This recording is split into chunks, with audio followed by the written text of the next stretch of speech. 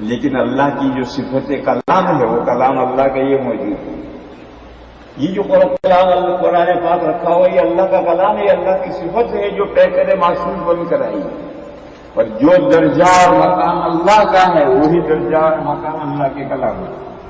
اللہ کی صفات کا بھی وہی درجہ ہے. لہذا قرآن کریم کا درجہ اللہ کی صفت ہونے کی وجہ سے سب سے زیادہ اہم اہمیت رکھنا. اس کائنات میں قرآن سے زیادہ کوئی اہم چیز نہیں. رمضان کے مہینے میں قرآن اتارا گیا اور قرآن سب سے زیادہ اس کائنات میں قابل احترام چیز ہے. بس اس رمضان میں قرآن کریم کی زیادہ سے زیادہ تلاوت ہوگی. رمضان میں جو تراویح رکھی گئی ہے اور تراویح میں جو قرآن کریم کا سننا مسنون کیا گیا ہے وہ اسی وجہ سے کیا گیا. تو فرمایا شہر رمضان الذی انزل فیہ القرآن ھدی للناس وبینات من الھدی والفرقان. ھدی للناس وبینات من الھدی والفرقان. قرآن کریم میں دو باتیں. ایک لوگوں کے لیے گائیڈ بک ہے, رہنما کتاب ہے اللہ تک کیسے پہنچنا, اور جو اللہ تک پہنچے گا وہ جنت تک پہنچے گا. تو اللہ تک پہنچنے کا اور جنت تک پہنچنے کا راستہ کیا ہے؟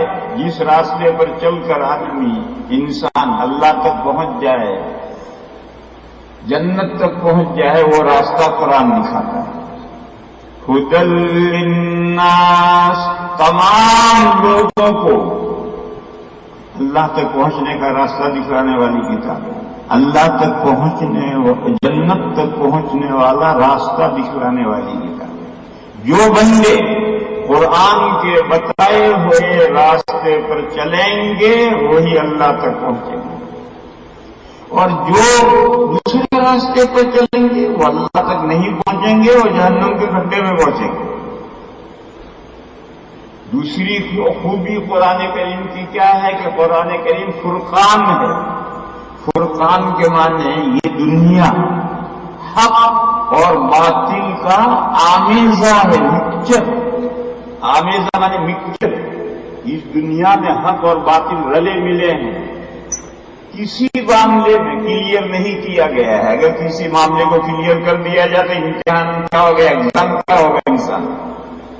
اس لیے اس دنیا میں حق اور باطل کا آمیزہ ہے, مکسچر ہے. اگر حق اور باطل کے درمیان میں آپ لکیر کھینچنا چاہتے ہیں تو قرآن کریم کسوٹی ہے. اس کسوٹی کے اوپر سونے کو ڈالو, وہ کسوٹی بتا دے گی کہ کھرا سونا کون سا ہے اور کھوٹا سونا کون سا ہے. قرآن کریم کی کسوٹی پر معاملات کو کسو گے تو قرآن کریم صاف بتا دے گا کہ اس دنیا میں یہ حق ہے اور یہ باطل ہے. قرآن کریم کے علاوہ کوئی اور طریقہ نہیں ہے کہ ہم دنیا میں جو اختلافات پائے جاتے ہیں ان اختلافات میں حق اور باطل کا فیصلہ کر سکیں. ایسی کوئی دوسری کسوٹی نہیں. اس لیے قرآن کریم کا نام ہے الفرقان. دیکھو نام جو ہوتے ہیں ان میں مفاہیم ہوتے ہیں, معانی ہوتے ہیں, حقیقتیں ہوتی ہیں.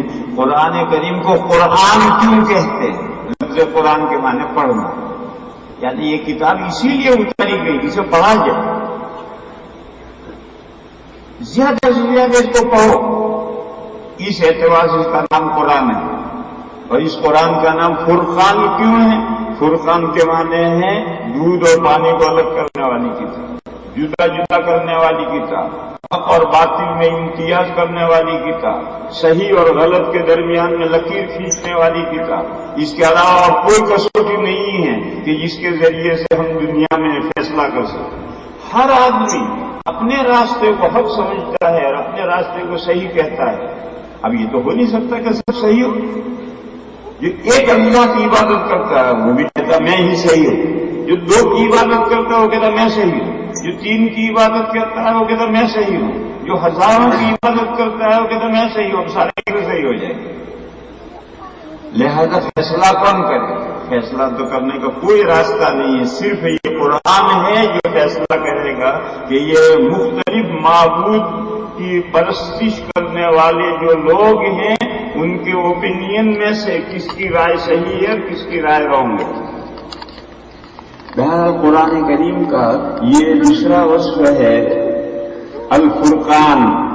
تو قرآن ایسی کتاب ہے جو لوگوں کو اللہ کا راستہ دکھاتی ہے، لوگوں کو جنت کا راستہ دکھاتی ہے، اور دنیا میں جو اندھیریاں ہیں، حق اور باطل کا مکسچر جو دنیا ہماری یہ دنیا ہے، اس دنیا میں حق اور باطل کو الگ الگ کرنے والی کسوٹی قرآن کریم ہے۔ جب ایسی کتاب اللہ نے رمضان میں اتاری ہے تو خود رمضان میں فضیلت پیدا ہو، تو فرمایا فمن شہد منکم الشہر فلیصمہ، بس جو شخص تم میں سے رمضان کو دیکھے بس چاہیے کہ اس رمضان کے روزے رکھے۔ روزہ رمضان کا اسی لیے فرض کیا گیا ہے تاکہ قرآن پڑھنے میں مدد ملے، روزے سے قرآن پڑھنے میں مدد ملے، روزے سے انسان کے باطن میں نورانیت پیدا ہو اور اللہ کی طرف توجہ کرنے کا موقع ملے۔ دیکھو یہ قاعدہ بتاؤ میرے بھائیوں، پرخوری پیٹ گلے تک بھر لینا یہ سستی کا سبب ہے، ظلمت کا سبب ہے، اندر تاریکی پیدا ہو جاتی ہے پرخوری سے۔ جو پیٹ بھر کر کھاتے ہیں گلے تک، اندر ظلمت پیدا ہو جائے گی اور سست ہو کر پڑ جائے گی۔ اللہ نے روزہ رکھا تاکہ دن بھر آدمی بغیر کھائے رہے تو اندر نورانیت پیدا ہو، اور بقدر ضرورت آدمی کھائے تو رات کو عبادتوں کے ساتھ اور تلاوت قرآن کے ساتھ آباد کر سکے۔ تو روزہ مددگار ہے عبادتوں میں، نمازوں میں اور قرآن خوانی کرنے میں، روزہ مدد دیتا ہے۔ اس لیے اللہ نے فرمایا کہ جو شخص تم میں سے ماہ رمضان کو دیکھے وہ چاہیے کہ وہ اس کے روزہ رکھے۔ بہرحال یہ قیمتی مہینہ ایک دو دن کے بعد شروع ہو رہا ہے۔ کتنے ہی بندے تھے جو پچھلے رمضان میں موجود تھے، آج نہیں۔ ہم بھی اگلے رمضان میں ہوں گے یا نہیں ہوں گے اللہ جانے۔ بس خوش نصیب وہ بندے ہیں اور خوش نصیب وہ بندیاں ہیں جو اس سیزن سے فائدہ اٹھا لیں اور اس قیمتی وقت کو کارآمد بنا لیں، اسے ضائع نہ ہونے دیں۔ لہذا میرے بھائیوں، یہ جو ماہ رمضان آ رہا ہے، اس رمضان میں زیادہ سے زیادہ آدمی کو قرآن کریم کی تلاوت کرنی چاہیے، قرآن کریم کو سمجھنے کی کوشش کرنی چاہیے۔ آج دنیا میں قرآن کریم کے سمجھنے کے لیے کوئی پریشانی باقی نہیں رہی۔ دنیا کی ہر زبان میں قرآن کریم کے ترجمے موجود ہیں۔ تلاوت کرو ایک پارے کی، لیکن ایک رکوع تو سمجھو۔ پورا پارا نہیں سمجھ سکتے روزانہ، لیکن ایک رکوع ترجمہ کون سی زبان آپ جانتے ہیں، اس زبان کا ترجمہ ہے، تفسیریں ہیں، اس کی مدد سے ایک رکوع روزانہ سمجھو اور باقی تلاوت کرو۔ پارا، دو پارے، تین پارے، جتنا اللہ توفیق دے یہ تلاوت کرتے چلے جاؤ آگے، اور پیچھے سے ایک ایک رکوع روزانہ سمجھنے کی کوشش کرو۔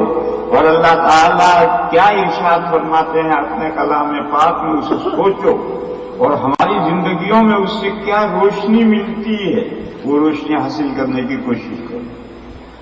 دوسری چیز ماہ رمضان کے روزے ہیں، الحمدللہ مسلمانوں کی اکثریت میجورٹی روزے تو رکھتی ہے۔ تیسری چیز رات کو ضائع نہیں کرنا ہے، رات کی عبادت ہے۔ مغرب بعد جو اللہ توفیق دے عبادتیں کرو، عشاء کے بعد تراویح کے نام سے عبادتیں کی جاتی ہیں، اس میں تو شرکت کرنی ہی ہے۔ بہت سے بھائی ہمارے، بہت سے بندے اور خاص طور پر ہماری بہنیں سستی کرتی ہیں اور وہ تراویح میں شامل نہیں ہوتے، وہ کہتے ہیں نفل ہے۔ یہ بے شک نفل ہے، لیکن نفل بھی تو عبادت ہے۔ मूंगफली है, उसका एक छिलका है, एक गिरी है। अब वो कहते हैं कि भाई तो मूंगफली का छिलका नहीं है, ये इबादत है। वो फर्क इतना है कि ईशा के 4 फर्ज जो हैं वो तो कंपलसरी है, और ये 2 तरावी की जो 20 रकातें हैं और नफले बंदा पड़ता है, ये इख्तियारी है, लेकिन है तो इंसान के अपने काम की इबादत है। अल्लाह ने फर्ज उतनी इबादतें की हैं जिसको बंदे निभा सकते हैं बहुत आसानी से, लेकिन बंदे हमारे हिम्मत कसें तो कुछ कंपलसरी से आगे भी कुछ इबादतें कर सकते हैं। वो इबादतें तरावी। तो रमजान शरीफ में रमजान तिलावतों का ज्यादा से ज्यादा एहतमाम होना चाहिए। रोजे तो अल्हम्दुलिल्लाह हम रखते ही हैं। और तीसरी चीज इबादतें हैं, नमाज में नफलों में कुरान पढ़ना है। और चौथी चीज आखिरी चीज है, ये गमखारी का महीना है, शहरुल मुवासात, हदीस में गमखारी का महीना है। गमखारी यानी जो गरीब लोग हैं उनका गम खाओ, और गरीब लोगों का गम खाने के लिए आम तौर पर मुसलमान ज़कात रमजान में निकालते हैं, और सदक़तुल फित्र तो रमजान के खत्म पर है। उसके अलावा अल्लाह ने आपको हैसियत दी है, तौफीक दी है, तो गरीबों को सोचो और गरीबों को सोच करके उनकी गमखारी करो। ये 3-4 काम, कुरान करीम की तिलावत और एक रुकू रोज समझने की कोशिश करना। अगर पढ़े लिखे नहीं हो तो मस्जिद के इमाम साहब को कहो कि एक रुकू की तफसीर हमें सुनाओ, सुनो और उसको समझो, तिलावतें करो, रोजे रखो, इबादतें करो और गरीबों की गमखारी करो। ये 4-5 काम इस महीने के खास काम हैं। अल्लाह ताला हमें तौफीक अता फरमाए कि हम इस महीने को वसूल करें, ज़ाया न करें। आखिर दावाना अल्हम्दुलिल्लाह।